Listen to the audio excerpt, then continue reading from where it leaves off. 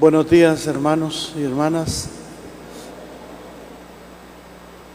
Cuando uno lee este texto del profeta Jeremías, a mí siempre me ha llamado la atención por una razón que no siempre nosotros la tenemos claro.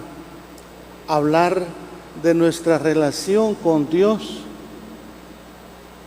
como si que uno estuviera apasionado, seducido, colgado y similares. Es tal vez uno de los textos más bellos, porque la relación con Dios la entiende el profeta Jeremías como algo que le pasó a él en su vida y que cuando le pasó ya después no podía dejar a Dios, aunque le fuera mal. He sido el hazmerreír de todos, me sedujiste, Señor, y me dejé seducir. Pero en mi misión de profeta me ha tocado decir cosas bonitas, cosas feas, construir, derribar, y esto me ha traído muchos enemigos, a tal punto que de Jeremías sale una expresión que suena muy feo: maldito el día en que nací. El día en que nací, mejor no me hubiera tenido mi mamá. Pero él dice, cuando yo quería dejar esto, no podía, porque había un fuego interior en mí que no me dejaba. O sea que en la relación del profeta Jeremías y Dios había un encuentro personal, un encuentro vivo, un encuentro que se pudiera expresar o explicar con la categoría de un amor que uno tiene por otra persona, de una pasión, de una seducción. Y a mí me parece bonito esto, ¿verdad? Porque uno no quiere a una persona solo con la mente, la quiere con toda la persona. Y realmente, hoy también felicitamos a los niños que están aquí con nosotros, con los que han leído, pues ellos están pequeñitos, pero los que ya tenemos canas y las que ya tienen canas, podrán ver que de veras muchas cosas en la vida son motivadas por esa seducción, por esa pasión, por ese amor a una persona, en el caso del matrimonio, ¿verdad? Yo anoche estaba recordando en la Eucaristía, de tantos recuerdos, cuando yo era párroco, hay una que a mí siempre me impresionó, y estábamos en una boda de oro, en Soledad Grande, una aldea de Mataquescuintla, parroquia Santiago Mataquescuintla, y yo me quedaba viendo en la primer banca a los que estaban celebrando sus 50 años de casado. Es que yo lo veía y no lo podía creer. Ellos vestidos de blanco, como si que se hubieran a casar, y agarraditos de la mano, con sus hijos, nietos, bisnietos y demás familia. Y dice uno, aquí hay algo que superó el tiempo, las dificultades, los problemas, y era ver en carne propia lo que dice una alianza, un matrimonio, porque Dios también ha hecho un matrimonio, una alianza con nosotros, ¿verdad? Yo, fulano, te acepto a ti, fulana, como mi esposa, y prometo serte fiel en lo próspero, en lo adverso, en la salud y en la enfermedad, amarte y respetarte todos los días de mi vida. Así entendió Jeremías su relación con Dios, de un Dios que siempre es fiel, de un Dios que nunca nos falla, de un Dios que está en las buenas y en las malas, y de un corazón de Dios en el que cabemos todos. En el tuyo y en el mío no sé si caben todos, ¿verdad? Pero en el de Él sí. Dejo lo del profeta Jeremías, que me parece a mí fascinante, porque también, hermanos, es cierto, si no hay amor, si no hay pasión por Cristo y su reino, todo será un simple cumplimiento que no lleva a eso que Pablo nos decía hoy yo diría en uno de los textos revolucionarios en el sentido de culto. Romanos capítulo 12, cuando uno lo lee en griego, bonito, porque ahí se topa uno con una palabra que entendemos todos, o por lo menos lo hemos oído en primaria, ¿verdad?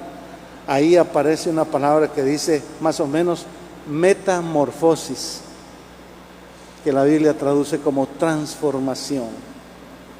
¿Cuál, dice Pablo, es el culto espiritual, el culto verdadero que a Dios le agrada? Y aquí Pablo sí se fue realmente en un tema que debe tocar las fibras de nuestro cristianismo. El verdadero culto, el agradable a Dios, es aquel que se puede expresar como entregarnos nosotros mismos a esta pasión por el reino de Dios. Yo me recuerdo cuando mi tía, yo estaba en cuarto primaria, yo todavía me recuerdo cuando con mi tía, que era de cristiana no católica, fueron a inaugurar una capilla y yo iba de chiquito ahí y decían, vamos al culto. Y cuando miro esa capilla, cuando la miro yo, cuando voy a Moyuta, miro la capilla y me recuerdo, ahí estuve yo, ya los hermanos no lo saben, ahí estuve yo con mi tía, ahí estaba chiquito yo viendo ahí el culto, pero ahora es, vamos al culto. Lo raro hoy de Pablo es, vamos a aquel culto que toca la fibra de nuestras personas, porque debemos entrar en una transformación de mente, de corazón, de manos y pies.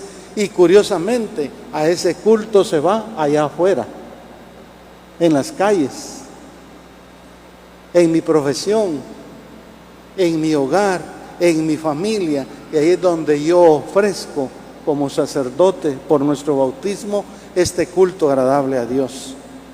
Es realmente cambiar todo lo que pensábamos de lo que es un culto, ¿verdad? Aquí culto es ofrecernos nosotros mismos ahí en el metro cuadrado que Dios te tiene, dando lo mejor. ¿En qué etapa? En una etapa diaria de discernimiento. Es la otra palabra que aparecía aquí. Discernimiento. Es como cuando era pequeño, también me recuerdo cuando zarandeábamos ¿qué se zarandea? El frijol, el maíz. Y entonces uno zarandeaba, se ponían dos, ¿verdad? Y uno zarandeaba, y arriba ¿qué quedaba? El frijol. Y abajo ¿qué quedaba? La basura. Hoy San Pablo nos habla de la importancia que en tu vida y en mi vida, el Papa lo recuerda mucho como buen jesuita, ¿verdad? Que tenemos que vivir cotidianamente en un discernimiento para ver si lo que digo, si lo que hago se hace según la voluntad de Dios. Y buscar siempre la voluntad de Dios, lo mejor, lo bueno, lo perfecto. Les digo solo esto de la segunda lectura porque ver así nuestro culto significaría una transformación no solo personal, sino en esta sociedad de Guatemala tan herida por la corrupción, por el odio, por el rencor, por la corrupción, ¿sí? Tan polarizada. Y nosotros tenemos que aportar a esta sociedad guatemalteca. Y lo tercero, diría yo que después de la profesión de fe de Pedro, ustedes recuerdan el domingo pasado, ¿verdad? Tú eres el Mesías, el Hijo de Dios vivo.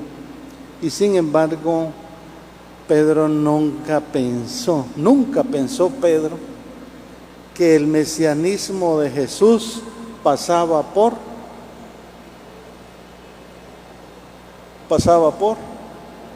la cruz. Esto sí, en este momento del Evangelio, en el capítulo 18 de Mateo, no era concebido bien por Pedro y por sus demás discípulos. Mira, Jesús, si nos has dicho que tenés que subir a Jerusalén, padecer, morir y resucitar. Entonces Pedro se puso adelante de Jesús.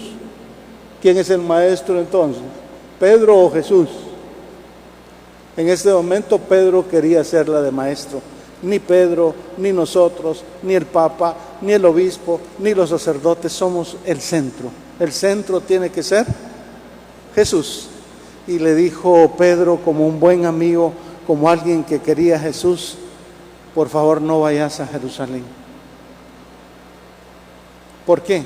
Porque vas a morir ahí, porque te vas a entregar por nosotros, porque vas a donar tu vida por nosotros.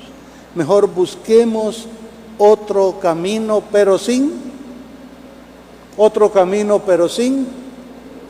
cruz. Que hasta los buenos, he visto yo ese gesto tan bonito, incluso de los buenos deportistas, los de fútbol, ¿verdad?, que tocan la grama y se hacen la cruz, pero después no se tientan el alma para zamparle una patada al del otro partido, al del otro equipo. Nada que ver, eso no tiene nada que ver con Jesús ni nada. Al contrario, ¿cómo le debe haber costado a Pedro? Porque Pedro escuchó unas palabras las más fuertes en su vida, me imagino, ¿verdad? Ponte, estamos adelante, ponte. Jesús le dijo: Pedro, vos no sos el maestro. Ponte detrás de mí, Satanás, porque piensas como los hombres y no como Dios.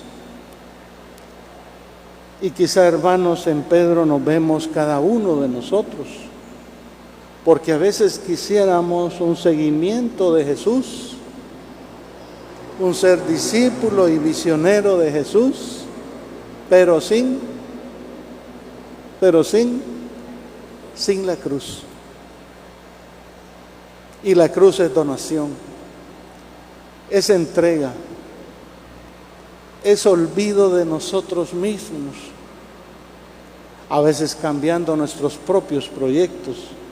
Muchos hemos cambiado nuestros propios proyectos, los personales, pero para negarnos a nosotros mismos, tomar la cruz y seguirlo, ir poniendo nuestros pies en las huellas que va dejando el Maestro. No hay de otra.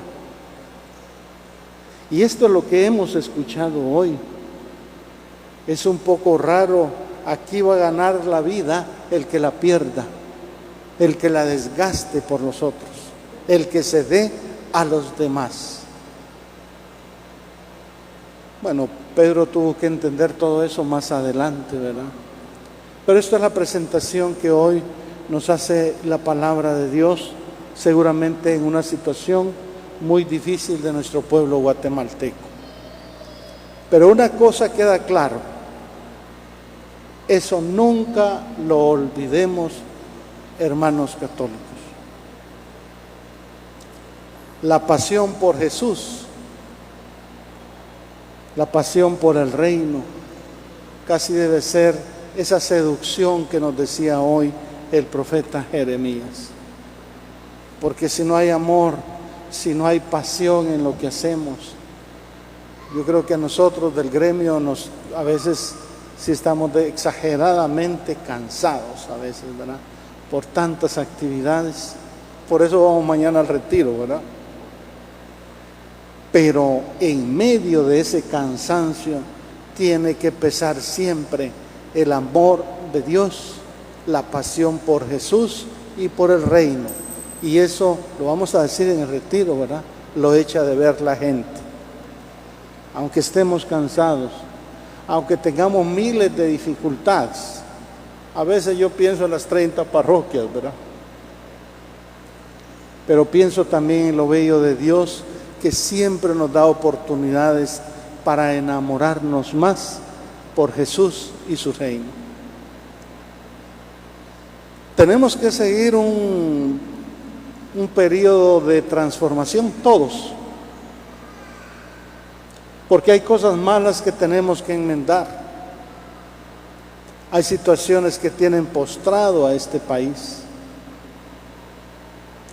Lo que hemos visto en Zacapa y Chiquimula, en muchas cosas en estas últimas semanas, no ha sido lo mejor. Y la cuestión, hermanos, es que hay. La cuestión, hermanos, de Zacapa es que hay, los que pasaron a leer aquí, es que hay niños. Y quisiéramos entregarle la antorcha, no chorreando sangre, no llena de odio y rencor, no llena de cosas turbias, que además ellos son listos y las han visto en nosotros, ¿verdad? Tenemos que entregar una antorcha, si ustedes quieren, sudada, pero entregarlas en la transparencia, en el amor, en la solidaridad, que ellos vean y entiendan, no desde la cabeza, sino de los que ven en sus mayores, que el verdadero culto espiritual pasa por la entrega de nosotros mismos. Como esa candela que veo yo a mi izquierda, ¿verdad? Que ya ha dado luz, pero se va gastando. Que los niños y los jóvenes vean que nosotros nos gastamos, pero por el bien. Tal vez dentro de 4, como hay niños, ¿verdad? Lo dejo abajo. Como hay niños, ¿verdad, hermanos adultos? Tal vez dentro de 4 años ya no va a haber compra de votos, ¿verdad? ¿Me entienden, hermanos, o no? Que ellos vean honradez y transparencia. Y que nosotros nos vayamos gastando, pero por él, bien. De Jesús se decía, y pasó haciendo el bien. Porque el ejemplo que hemos dado en estas últimas semanas a estos niños y jóvenes, Dios me guarde. ¿Se entiende, hermanos, de esa capa o no? Díganme que sí, por favor, para animarme. Si no hacemos pedazos nuestros departamentos con el mal testimonio. Yo como Pedro quisiera también que un seguimiento de Cristo, pero sin cruz. No, lo alegre es que la cruz significa entrega, amor, pasión por el reino. Y esta transformación es para cada uno de nosotros. Y qué bonito saber que si el próximo año tenemos nuevas autoridades, lo que los identifique es el amor, el servicio al bien común por aquellas personas más pobres y necesitadas. Es que a mí siempre se me olvida el orden, ¿verdad? Como dijo Jesús, yo he venido para ser servido y no para servirlos a ustedes. No, al revés. Pero es que así lo hemos entendido muchos.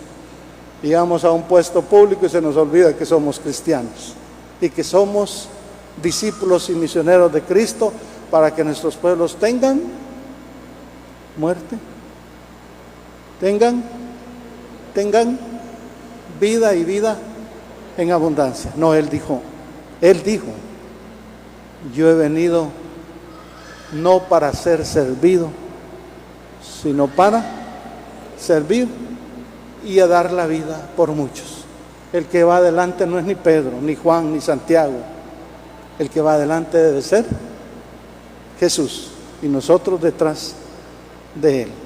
Que el Espíritu Santo, que hoy en el altar transforma el pan y el vino en el cuerpo y la sangre del Señor, ese mismo Espíritu Santo nos anime para desgastar nuestra vida por el bien.